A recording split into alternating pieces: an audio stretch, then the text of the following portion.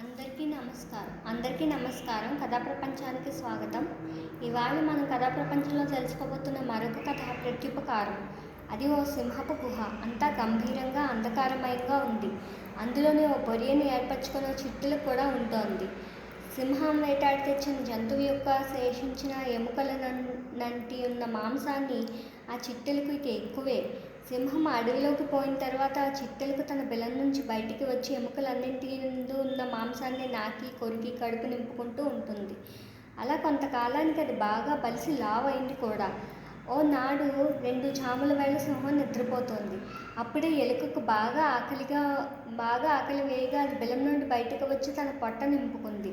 సింహానికి దగ్గరగా ఉండడం వల్ల క్రమేణా దానికి భయం దూరం కాసాగింది. కడుపు నింపుకోవడం వల్ల అది సింహం మీద ఎక్కింది. కోమలమైన దట్టమైన సింహం యొక్క శరీరం దానికి బాగా నచ్చింది. అది దాని కాళ్ళ మీద, వీపు మీద, మెడ మీద, ముఖం మీద అటు ఇటు పరిగెత్తసాగింది. ఆ హడావిడిలో సింహానికి మెలకువ వచ్చింది. అది పంజా ఎత్తి ఎలుకను పట్టుకున్నది. గద్దిస్తూ, అరే, నువ్వు నా శరీరం మీద ఏమిటి కోలాహలం చేస్తున్నావు అంది. ఆ చిట్టులకు ప్రాణాలు పైకి పోసాగాయి.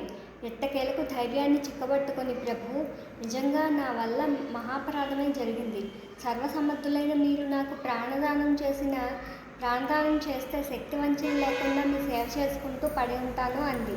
సింహం నవ్వుతూ ఆ చిట్టికెలుకను విడిచిపెడుతూ, పో, నాకు నువ్వు చేసే సేవ ఏముందిలే. మృగరాజునైన నాకు చిట్టెలుక సేవ అవసరం లేదు.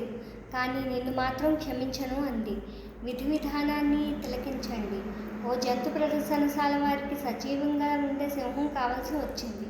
అరణ్యంలో వలవేసి పన్నారు. సింహం అందులో చిక్కుకొని భయంకరంగా గర్జించసాగింది. సింహం అత్యంత శక్తివంతమైన జంతువు. అది మాటిమాటికి పంజాతో, దంతాలతో ఆ వలను ముక్కలు చేయాలని ప్రయత్నించసాగింది. ఎగిరి పారిపోవాలి అనుకుంది. కానీ ఆ వల సామాన్యమైనది కాదు కదా. సింహాన్ని చిక్కించుకోవడానికి వాడే వల ఎక్కడైనా బలహీనంగా ఉంటుందా? సింహం మాత్రం ఎంత గింజుకున్నా, పంజాతో వల మీద దెబ్బలు కొట్టినా వల మాత్రం దెబ్బతినలేదు. సింహం యొక్క గోళ్ళ నుండి, నోటి నుండి రక్తం ప్రవహించసాగింది. అయినా అది తన ప్రయత్నం మానలేదు. రక్తసిక్తమైన వల మరీ మోటుగా తయారైంది. అందువల్ల సింహం అలసి కదలజాలందైపోయింది. అడవి రాజైన సింహం వలలో చిక్కుకొని గర్జిస్తున్నది. అది గతంలో ఎన్నడూ ఎవరికీ భయపడలేదు. ఎవరూ ఎన్నడూ దాన్ని బంధించలేదు.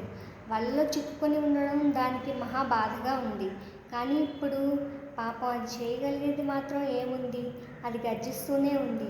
కొద్దిగా భయపడసాగింది కూడా. తనను ఎవరో బంధించి తీసుకుపోతారని గ్రహించింది. ఆ సింహనాదాలను చిట్టెలుక పసిగట్టింది. అది బండెత్తుకుంటూ వచ్చి, ప్రభూ, మీరు మౌనంగా ఉండండి. గర్జించడం వల్ల దూరంగా పోయిన వేటగాళ్ళు పరిగెత్తుకు వస్తే నాకు భయం వేస్తుంది. నేను ఏమీ చేయలేను. ఇప్పుడు నేను ఈ వలను కొరికి వేస్తాను అంది. సింహం మౌనం వహించింది. వల చాలా గట్టిగా ఉంది. చిట్టెలుక దంతాల నుండి రక్తం కారసాగింది. అయినా సరే అది శ్రమపడి వలను కొరికేసింది. సింహం ఏదో మాట్లాడబోగా చిట్టెలుక, మీరు శీఘ్రంగా పారిపోండి. నా జీవనదాత అయిన మృగరాజుకి ఈపాటి సేవ చేసిన నా అదృష్టం సామాన్యమైందా అంది. అంత సింహం ఈ మాటలే పలికింది. ఉపకారికి ప్రత్యుపకారం జరిగి తీరుతుంది. సమాప్తం.